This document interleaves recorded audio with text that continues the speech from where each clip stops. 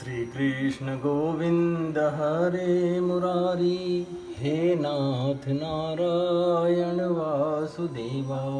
श्री कृष्ण गोविंद हरे मुरारी, हे नाथ नारायण वासुदेवा। हे नाथ नारायण वासुदेवा, हे नाथ नारायण वासुदेवा। श्रीमद्भागवत चतुर्थ स्कंध अथाष्टमोऽध्याय। ध्रुव का वनगमन। मैत्रेय उवाच। सनकाद्यानारदस्य ऋष रिभुर्हसोरुणीर्यति नैते गृहाण ब्रह्मसुता ह्यावसन्नोध्वरेतसः। मृषाधर्मस्य भार्या सीदम्भं माया च शत्रुहन् असूतमिथुनं तत्तु निरितिर्जग्रहे प्रजः। ततो संभवल्लोको लोभो निकृतिश्च महामते। ताभ्यां क्रोधस्य हिंसा च यद्दुरुक्ति स्वसा कलिः। दुरुक्तो कलिराधत्त भयं मृत्यु च सप्तम। तयोश्च मिथुनं यज्ञे यातना निरयस्तथा। संग्रहेण मयाख्यात प्रतिसर्गस्त वानघ त्रिसृक्ते श्रुत्वैत् तत्पुमान् पुण्यं विधुनोत्यात्मनोमलम्। अथातः कीर्तये वंशं पुण्यकीर्ते कुरुद्वः। स्वायंभुवस्यापि मनोर्हरेरंशांशजन्मनः।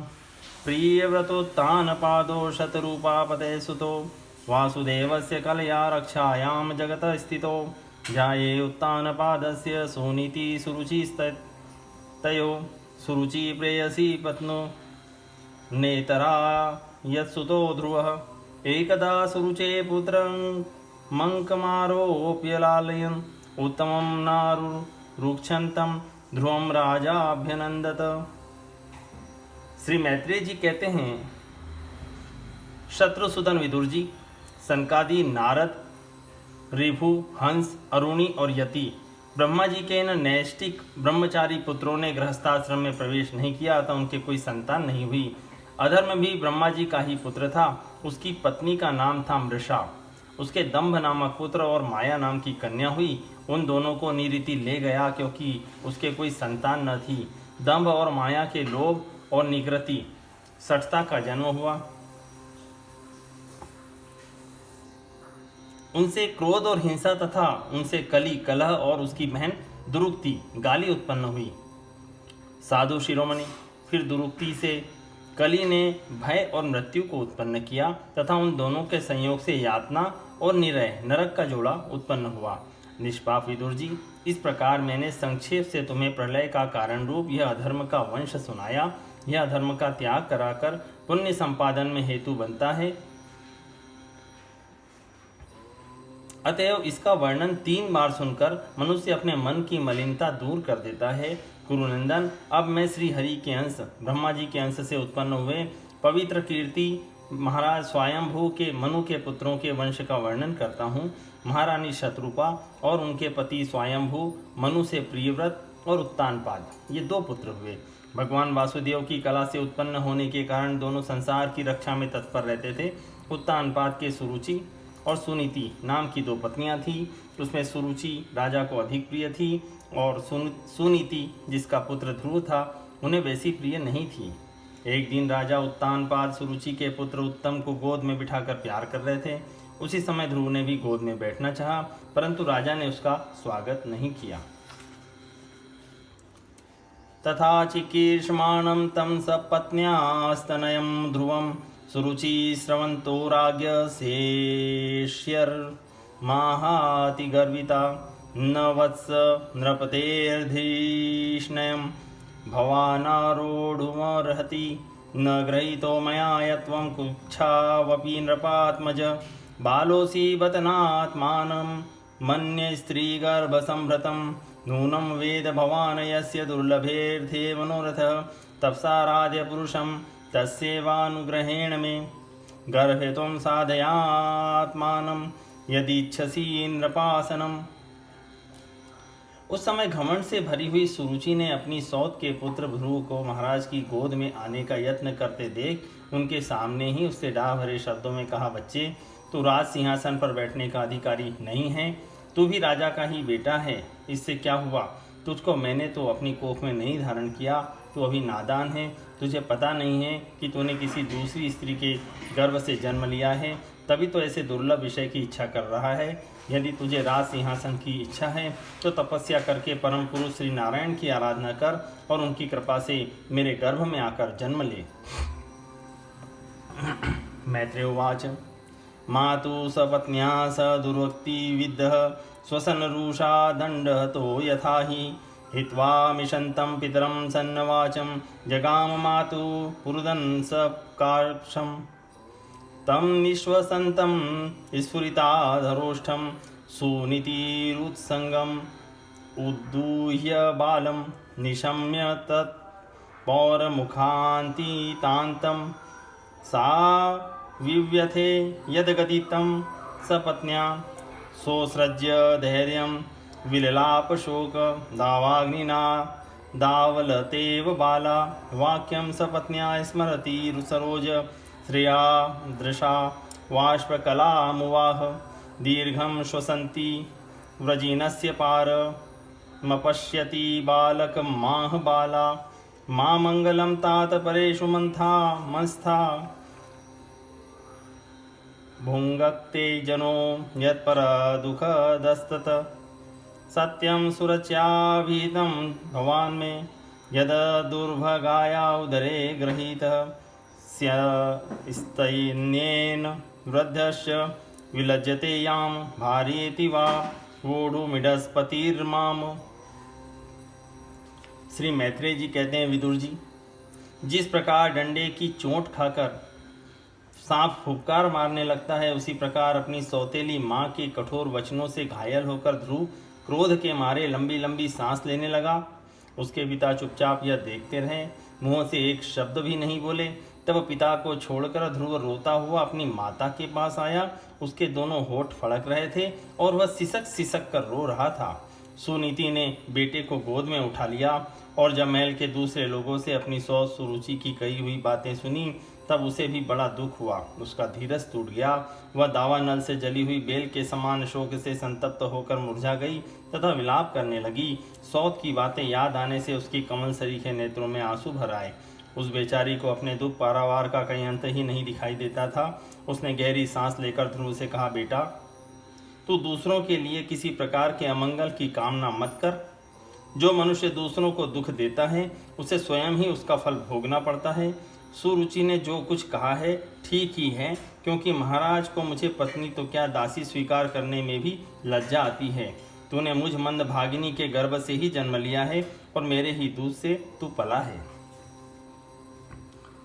आतिष्ठदत्तात् विमत्सरत्स्व मुक्तं समात्रापि यद्वलीकम् आराधयाधोक्षज पादपद्मं यदीच्छसे ध्यासनमुत्तमो यथा यस्यांगधिग्रीपद्मं परिचर्य विश्व विभावनायात् गुणाभिपत्तेः अजोध्यतिष्ठत् खलु पारमेष्ठ्यं पदं जितात्मश्वसनाभिवन्द्यं तथा मुनर्वो भगवान् पितामहो यमेकमत्या पुरुदक्षिणैर्मखेः इष्ट्वाभिद्वेदे दुर्वापमन्यतो भौमं सुखं दिव्यमथापवर्ग्यं तमेव वत्साश्रयभ्रत्सवत्सलं मुमुक्षिभिर्मर्त्यपदाब्जपद्धतिम् अनन्यभावे निजधर्मभाविते मनस्यवस्थाप्य भज स्वपुरुषं नान्यं ततः पद्मपलाशलोचनाद् दुःखं छिदं ते मृगयामि कञ्चन यो मृग्यते हस्तगृहीतपद्मया श्रियेतरैरंग विमृग्यमाणया। बेटा, सुरुचि ने तेरी सौतेली माँ होने पर भी बात बिल्कुल ठीक कही है। अतः यदि राजकुमार उत्तम के समान राज सिंहासन पर बैठना चाहता है तो द्वेष भाव छोड़कर उसी का पालन कर। बस अधोक्षज भगवान के चरण कमलों की आराधना में लग जा। संसार का पालन करने के लिए सत्वगुण को अंगीकार करने वाले उन श्रीहरि के चरणों की आराधना करने से ही तेरे परदादा श्री ब्रह्मा जी को वह सर्वश्रेष्ठ पद प्राप्त हुआ है, जो मन और प्राणों को जीतने वाले मुनियों के द्वारा भी वंदनीय है। इसी प्रकार तेरे दादा स्वयंभू मनु ने भी बड़ी बड़ी दक्षिणाओं वाले यज्ञों के द्वारा अनन्य भाव से उन्हीं भगवान की आराधना की थी, तभी उन्हें दूसरों के लिए अति दुर्लभ लौकिक अलौकिक तथा मोक्ष सुख की प्राप्ति हुई। बेटा तू भी उन भक्त वत्सल श्री भगवान का ही आश्रय ले। जन्म मृत्यु के चक्र से छूटने की इच्छा करने वाले मोक्षु लोग निरंतर उन्हीं के चरण कमलों के मार्ग की खोज किया करते हैं। तो स्वधर्म पालन से पवित्र हुए अपने चित्त में श्री पुरुषोत्तम भगवान को बैठा ले तथा अन्य सबका चिंतन छोड़कर केवल उन्हीं का भजन कर।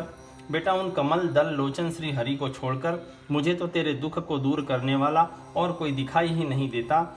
देख, जिन्हें प्रसन्न करने के लिए ब्रह्मा आदि अन्य सब देवता ढूंढते रहते हैं, वे श्री लक्ष्मी जी भी दीपक की भांति हाथ में कमल लिए निरंतर उन्हीं श्री हरि की खोज किया करती हैं। मैत्रेयवाच एवं संजल्पितं मातुरा कर्म्यार्थागमं वचः संनियम्यात्मनात्मानं निश्चकाक्राम पितुपुरात् नारदस्तदुपाकर्ण्य ज्ञात्वा तस्य चिकीर्षितं स्पृष्ट्वा मूर्धन्यगग्नेन पाणिना प्राह विस्मितः। श्री मैत्रेय जी कहते हैं, माता सुनीति ने जो वचन कहे वे अभीष्ट वस्तु की प्राप्ति का मार्ग दिखलाने वाले थे, अतः उन्हें सुनकर ध्रुव ने बुद्धि द्वारा अपने चित्त का समाधान किया। इसके बाद वे पिता के नगर से निकल पड़े। यह सब समाचार सुनकर और ध्रुव क्या करना चाहता है इस बात को जानकर नारद जी वहाँ आए। उन्होंने ध्रुव के मस्तक पर अपना पाप नाशक कर कमल फेरते हुए मन ही मन विस्मित होकर कहा, अहो तेज क्षत्रियाणां मान भंगममृत्यवस्तां बालोप्ययं मृदा दत्ते यत्यमातुर सद्वच। अहो क्षत्रियों का कैसा अद्भुत तेज है, वे थोड़ा सा भी मान भंग नहीं सह सकते। देखो अभी तो यह नन्हा सा बच्चा है, तो भी इसके हृदय में सौतेली माता के कटु वचन घर कर गए हैं।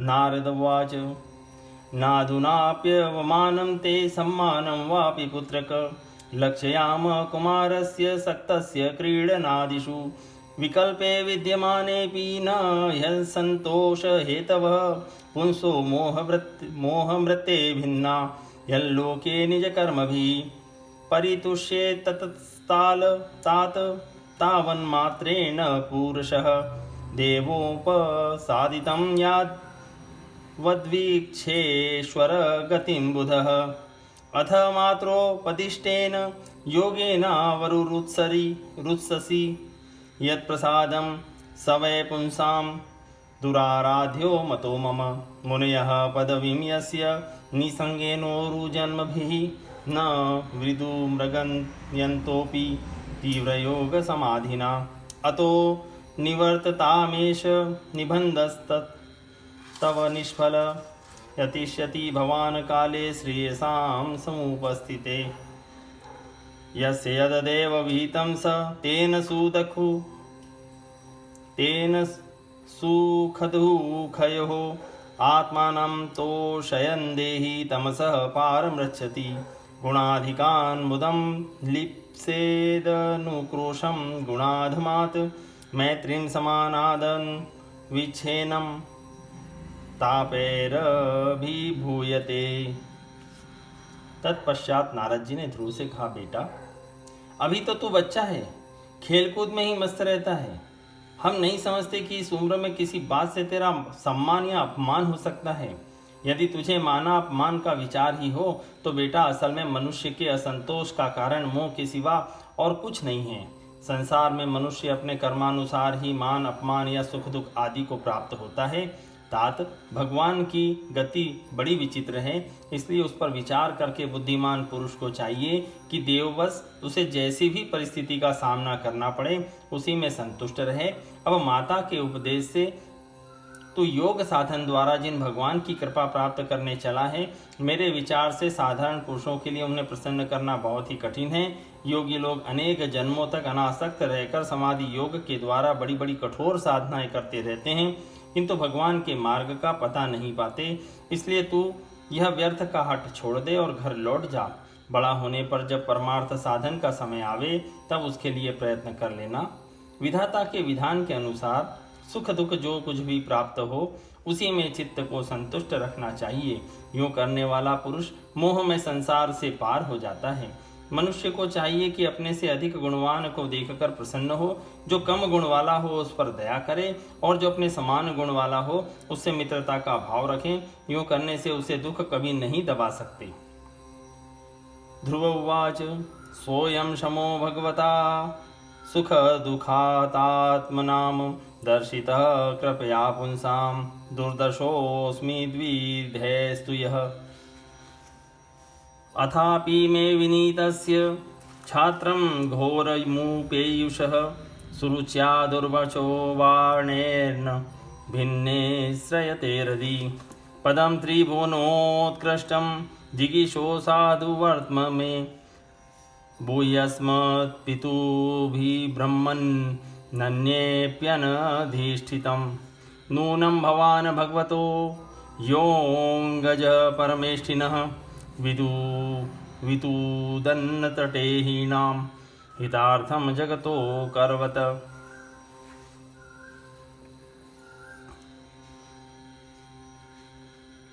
इसके सिवा मुझे घोर क्षत्रिय स्वभाव प्राप्त हुआ है, अतः मुझमें विनय का भाव नहीं ही है। सुरुचि ने अपने कटु वचन रूपी बाणों से मेरे हृदय को विदीर्ण कर डाला है, इसलिए उसमें आपका यह उपदेश नहीं ठहर पाता। ब्राह्मण, मैं उस पद पर अधिकार करना चाहता हूँ जो त्रिलोकी में सबसे श्रेष्ठ है तथा जिस पर मेरे बाप दादे और दूसरे कोई भी आरूढ़ नहीं हो सके हैं। आप मुझे उसी की प्राप्ति का कोई अच्छा सा मार्ग बतलाइए। आप भगवान ब्रह्मा जी के पुत्र हैं और संसार के कल्याण के लिए ही वीणा बजाते सूर्य की भांति त्रिलोकी में विचरा करते हैं। मैत्रेय उवाच इत्युदारदमाकर्ण्यं भगवानारदस्तदा प्रीत प्रत्याहतं बालं सदाख्यमनुकम्पया। नारद उवाच जनन्याभीतपन्था सवै निःश्रेयसस्य ते भगवान् वासुदेवस्तं भज तत्प्रवणात्मना धर्मार्थकाममोक्षाख्यं य इच्छेत् श्रेयात्मनः एकमेव हरेतस्त्र कारणं पादसेवनं तत्तात गच्छ भद्रं ते यमुनायास्तटं शुचि पुण्यमधुवनं यत्र सान्निध्यं नित्यदा हरे स्नात्वा नुशयन् सवनं तस्मिन् कालिन्द्या सलिले शिवे क्रतो चितानि निवसन्नात्मनः कल्पितासनः प्राणायामेन निवृत्ता प्राणेन्द्रियमनोमलं शनैर्व्युदस्याभिध्याये न मनसा गुरुणा गुरुं प्रसादाभिमुखस्व शश्वत् प्रसन्नवदने क्षणं सुनासं सुभ्रुवं चारुकपोलम सुरसुंदरम। श्री मैत्रेय जी कहते हैं, ध्रुव की बात सुनकर भगवान नारद जी बड़े प्रसन्न हुए और उस पर कृपा करके इस प्रकार सदुपदेश देने लगे। श्री नारद जी ने कहा, बेटा, तेरी माता सुनीति ने तुझे जो कुछ बताया है वही तेरे लिए परम कल्याण का मार्ग है। भगवान वासुदेव ही वह उपाय है, इसलिए तू चित्त लगाकर उन्हीं का भजन कर। जिस पुरुष को अपने लिए धर्म, अर्थ, काम और मोक्ष रूपी पुरुषार्थ की अभिलाषा हो, उसके लिए उसकी प्राप्ति का उपाय एकमात्र श्री हरि के चरणों का सेवन ही है। बेटा, तेरा कल्याण होगा। अब तू श्री यमुना जी के तटवर्ती परम पवित्र मधुवन को जा। वहाँ श्री हरि का नित्य निवास है। वहाँ श्री कालिंदी के निर्मल जल में तीनों समय स्नान करके नित्य कर्म से निवृत्त हो यथाविधि आसन बिछाकर स्थिर भाव से बैठना। फिर रेचक, पूरक और कुंभक 3 प्रकार के प्राणायाम से धीरे धीरे प्राण, मन और इंद्रिय के दोषों को दूर कर धैर्य युक्त मन से परम गुरु श्री भगवान का इस प्रकार ध्यान करना। भगवान के नेत्र और मुख निरंतर प्रसन्न रहते हैं। उन्हें देखने से ऐसा मालूम होता है कि वे प्रसन्नता पूर्वक भक्त को वर देने के लिए उद्यत हैं। उनकी नासिका, भौहें और कपोल बड़े ही सुहावने हैं। वे सभी देवताओं में परम सुंदर हैं। तरुणम रमणीयांगम रूणोष्ठे क्षणाधरम प्रणताश्रेणम नृपम नृपणम शरण्यं करुणार्णवं श्रीवत्सांक घनश्यामं पुरुषं वनमालिनं शङ्खचक्रगदापद्मैरभिव्यक्तचतुर्भुजं किरीटिनं कुण्डलिनं केयूरवलयान्वितं कौस्तुभाभरणग्रीवं पीतकौशेयवाससं काञ्चीकलापपर्यस्तं लसत्काञ्चननूपुरं दर्शनीयतमं शान्तं मनोनयनवर्धनं पद्म्या नखमणिश्रेण्या विलसद्भ्यां समर्चितां हृत्पद्मकर्णिकाधीष्ण्यं माक्रम्यात्मन्यवस्थितं स्मयमानभिध्यायेत् सानुरागावलोकनं नियते नेकभूतेन मनसा वरदर्शभम् एवं भगवतो रूपं सुभद्रं ध्यायतो मनः निर्वत्या परया तूर्णं सम्पन्न न निवर्तते जपस्य परमो गुह्यं श्रूयतामेन पातमज यं सप्तरात्रं प्रपठन पुमान् पश्यन्ति खेचरान्।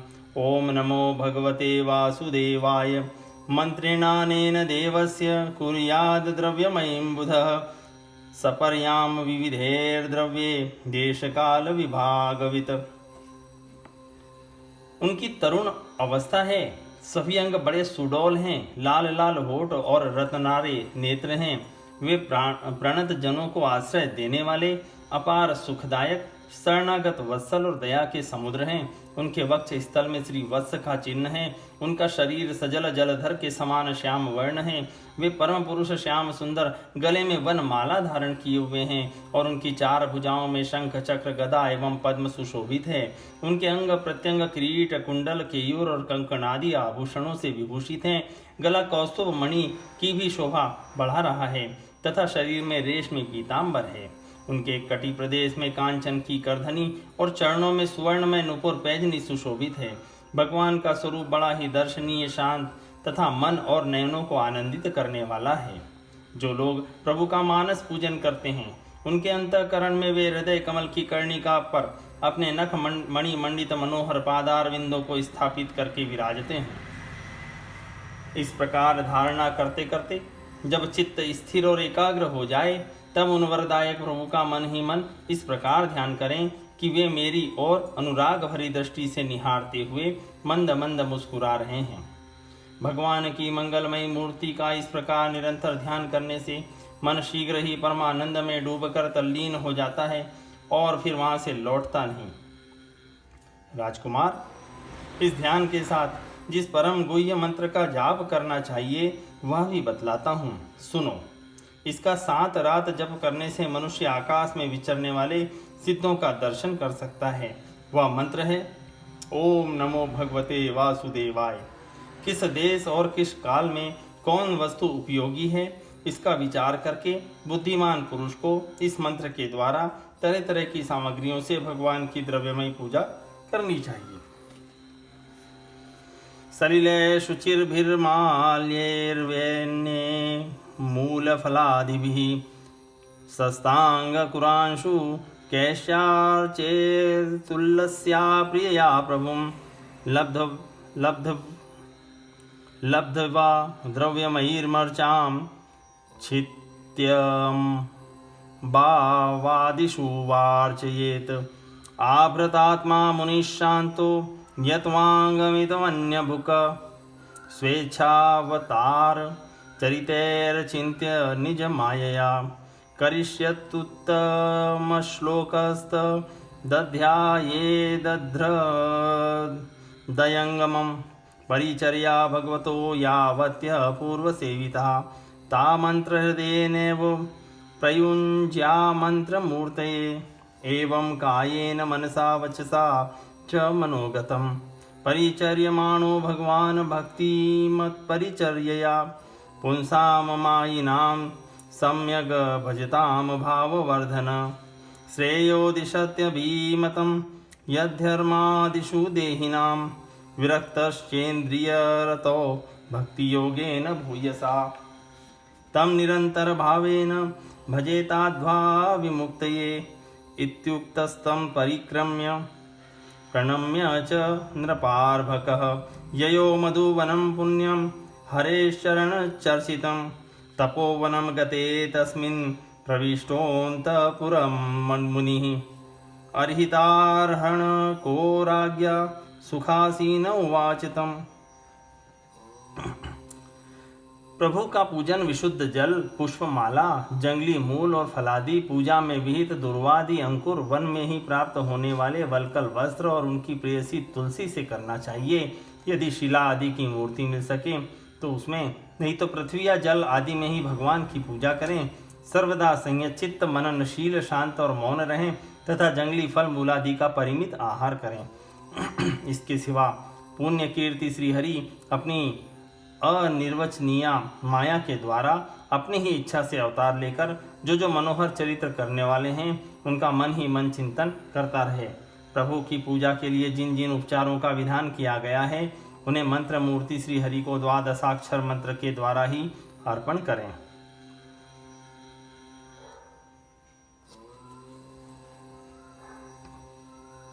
इस प्रकार जब हृदय स्थित हरि का मन, वाणी और शरीर से भक्ति पूर्वक पूजन किया जाता है तब वे निश्चल भाव से भली भांति भजन करने वाले अपने भक्तों के भाव को बढ़ा देते हैं और उन्हें उनकी इच्छा के अनुसार धर्म, अर्थ, काम अथवा मोक्ष रूप कल्याण प्रदान करते हैं।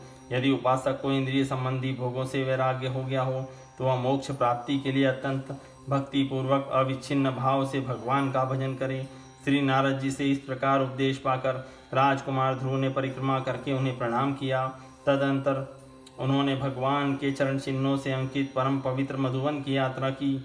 ध्रुव के तपोवन की ओर चले जाने पर नारद जी महाराज उत्तानपाद के महल में पहुंचे। राजा ने उनकी यथा योग्य उपचारों से पूजा की। तब उन्होंने आराम से आसन पर बैठकर राजा से पूछा। श्री नारद जी ने कहा, राजन।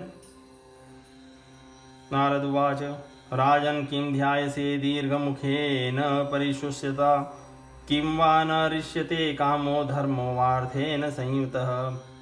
राजन, तुम्हारा मुख सूखा हुआ है, तुम बड़ी देर से किस सोच विचार में पड़े हो? तुम्हारे धर्म, अर्थ और काम में से किसी में कोई कमी तो नहीं आ गई?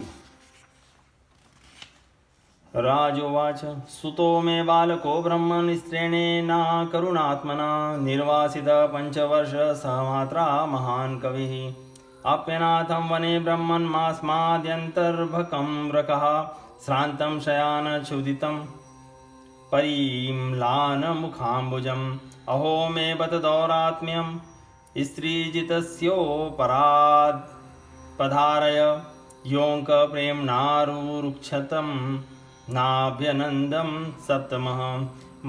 नारद उवाच, मामाशु च स्वतनयं देवगुप्तं विशाम्पते तत्प्रभावं विज्ञाय प्रावङ्ते इध्यशो जगत् सुदुष्करं कर्मं कृत्वा लोकपालेरपि प्रभुः एष्यत्य चिरतो राजन यशो विपुलयं स्तवम्। राजा ने कहा, ब्राह्मण, मैं बड़ा ही स्त्रीण और निर्दय हूँ। हाय, मैंने अपने 5 वर्ष के नन्हे से बालक को उस माता के साथ घर से निकाल दिया। मुनिवर, वह बड़ा ही बुद्धिमान था। उसका कमल सा मुख भूख से कुम्हला गया होगा। वह थककर कहीं रास्ते में पड़ गया होगा। ब्राह्मण, उस असहाय बच्चे को वन में कहीं भेड़िए न खा जाएं। ओह, मैं कैसा स्त्री का गुलाम हूँ। मेरी कुटिलता तो देखिए। वह बालक प्रेमवश मेरी गोद में चढ़ना चाहता था, किंतु मुझ दुष्ट ने उसका तनिक भी आदर नहीं किया। श्री नारद जी ने कहा, राजन, तुम अपने बालक की चिंता मत करो। उसके रक्षक भगवान हैं। तुम्हें उसके प्रभाव का पता नहीं है। उसका यश सारे जगत में फैल रहा है। वह बालक बड़ा समर्थ है। जिस काम को बड़े बड़े लोकपाल भी नहीं कर सके, उसे पूरा करके शीघ्र ही वह तुम्हारे पास लौट आएगा। उसके कारण तुम्हारा यश भी बहुत बढ़ेगा। मैत्रेय उवाच, इति देवर्षिणा प्रोक्तं विश्रुत्य जगतीपतिः राजलक्ष्मीमनादृत्य पुत्रमेवान्मचिन्तयत्। तत्राभिषिक्त प्रयतस्तामुपोष्य विभावरीं समाहित पर्यचर दृश्यादेशेन पुरुषं त्रिरात्रान्ते कपिथ्य बदराशन आत्मवृत्त्यनुसारेण मासं नित्ये चर्यन् हरिं। द्वितीयं च तथा मासं षष्ठेर्भको दिने तृणपर्णाधिविशीर्णे कृतान्नोऽभ्यचर्यद्विभुं। तृतीयं चानयन्मासं नवमे हनि अभ्यक्ष उत्तमशोकमुपाधावसमाधिनः। चतुर्थमपि वै मासं द्वादशे हनि वायुभक्षोजितश्वासो ध्यायन् देवं धारयत। पंचमे मास्यनुप्राप्ते जितश्वासो नृपात्मज ध्यायन् ब्रह्मपदेकेन तस्थो निस्थाणुरिवाचलः। सर्वतो मनाकृष्य हृदीभूतेन्द्रियाशयं ध्यायन् भगवतो रूपं नाद्राक्षीत् किञ्चिनापरम्। आधारं यदादीना प्रधानपुरुषेश्वरं धारयमाणस्य त्रयो लोकाश्च कम्पिरे। यदेकपादेन स पार्थिवार्भक इस्तस्थो तदङ्गगुष्ठनिपीडितामहि ननाम तत्रार्धमिभेन्द्रधिष्ठिता। तरीव सव्येतरत पदे पदे तस्मिन्नभिध्यायति विश्वमात्मनो द्वारं निरुध्या सुमनन्यया धिया। लोकानिरुच्छ्वासनिपीडिता भृशं सलोकपाला शरणं ययुर्हरिम्। देवाऊचुः नैवं विदाम भगवन् प्राणरोधं चराचरस्यखिल सत्त्वधाम्नः विदेहि तन्नो व्रजिनाद्विमोक्षं प्राप्ता वयं त्वां शरण्यं। श्रीभगवानुवाच मा भयेष्टबालं तपसो दुरत्या निर्वर्तयिष्ये प्रतियात स्वधाम। यतो हि वः प्राणनिरोधासि दौतानपदीर्मयि संगतात्मा। श्री मैत्रेय जी कहते हैं, देवर्षि नारद जी की बात सुनकर महाराज उत्तानपाद राजपाट की ओर से उदासीन होकर निरंतर पुत्र की ही चिंता में रहने लगे। इधर ध्रुव जी ने मधुवन में पहुंचकर यमुना जी में स्नान किया। उस रात पवित्रता पूर्वक उपास करके श्री नारद जी के उपदेशानुसार एकाग्र चित्त से परम पुरुष श्री नारायण की उपासना आरंभ कर दी। उन्होंने 3 रात्रि के अंतर से शरीर निर्वाह के लिए केवल कैथ और बेर के फल खाकर श्री हरि की उपासना करते हुए 1 मास व्यतीत किया। दूसरे महीने में उन्होंने 6 दिन के पीछे सूखे घास और पत्ते खाकर भगवान का भजन किया। तीसरा महीना 9 दिन पर केवल जल पीकर समाधि योग के द्वारा श्री हरि की आराधना करते हुए बिताया। चौथे महीने में उन्होंने श्वास को जीतकर 12 दिन के बाद केवल वायु पीकर ध्यान योग द्वारा भगवान की आराधना की। 5वां मास लगने पर राजकुमार ध्रुव श्वास को जीतकर पर ब्रह्म का चिंतन करते हुए एक पैर से खंबे के समान निश्चल भाव से खड़े हो गए। उस समय उन्होंने शब्द आदि विषय और इंद्रियों के नियामक अपने मन को सब ओर से खींच लिया तथा हृदय स्थित हरि के स्वरूप का चिंतन करते हुए चित्त को किसी दूसरी ओर न जाने दिया। जिस समय उन्होंने महदादि संपूर्ण तत्वों के आधार तथा प्रकृति और पुरुष के भी अधीश्वर पर ब्रह्म की धारणा की, उस समय उनके तेज को न सह सकने के कारण तीनों लोग कांप उठे। जब राजकुमार ध्रुव एक पैर से खड़े हुए तब उनके अंगूठे से दबकर आधी पृथ्वी इस प्रकार झुक गई जैसे गजराज के चढ़ जाने पर नाव पद पर दाईं बाईं ओर डगमगाने लगती है। ध्रुव जी अपने इंद्रिय द्वार तथा प्राणों को रोककर अनन्य बुद्धि से विश्वात्मा श्री हरि का ध्यान करने लगे। इस प्रकार उनकी समष्टि प्राण से अभिन्नता हो जाने के कारण सभी जीवों का श्वास प्रश्वास रुक गया। इससे समस्त लोक और लोकपालों को बड़ी पीड़ा हुई और वे सब घबराकर श्री हरि की शरण में गए। देवताओं ने कहा, भगवान, समस्त स्थावर जंगम जीवों के शरीरों का प्राण एक साथ ही रुक गया है, ऐसा तो हमने पहले कभी अनुभव नहीं किया। आप शरणागतों की रक्षा करने वाले हैं, अपनी शरण में आए हुए हम लोगों को इस दुख से छुड़ाइए। श्री भगवान ने कहा, देवताओं तुम डरो मत। उत्तानपाद के पुत्र ध्रुव ने अपने चित्त को मुझ विश्वात्मा में लीन कर दिया है। इस समय मेरे साथ उसकी अभेद्य धारणा सिद्ध हो गई है। इसी से उसके प्राण निरोध से तुम सबका प्राण भी रुक गया है। अब तुम अपने अपने लोकों को जाओ, मैं उस बालक को इस दुष्कर्तव्य से निवृत्त कर दूंगा। इति श्रीमद्भागवते महापुराणे पारमहंस्यां संहितायां चतुर्थे स्कंदे ध्रुवचरितेष्टमोऽध्याय सम्पूर्णम्।